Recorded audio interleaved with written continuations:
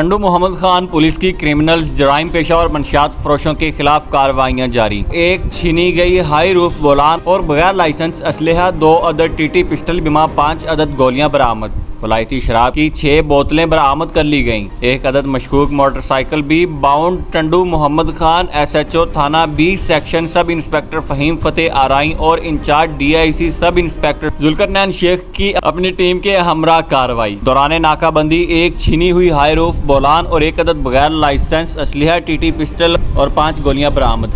Police کو دیکھ کر گاڑی میں سوار ملزمان نے گاڑی بھگانے کی کوشش کی، جبکہ پولیس ٹیم نے حکمت عملی کے ساتھ 2 ملزمان محمد طاہر آرائیں اور آصف آرائیں کو بروقت کارروائی کر کے گرفتار کر لیا، جن کا تعلق رحیم یار خان سے ہے۔ یاد رہے کہ برآمد شدہ ہائی روف بولان رجسٹریشن نمبر CY 5835 تھانہ 20 سیکشن کی حدود میں سے چھینی گئی تھی۔ ایسا مقدمہ نبی بخش سمیجو نامی شخص کی مدعیت میں درج تھا۔ گرفتار ملزمان سے مزید تحقیقات جاری اور اہم انکشافات کی توقع۔ رپورٹ محمد خان اشفاق حسین، DNN نیوز، ٹنڈو۔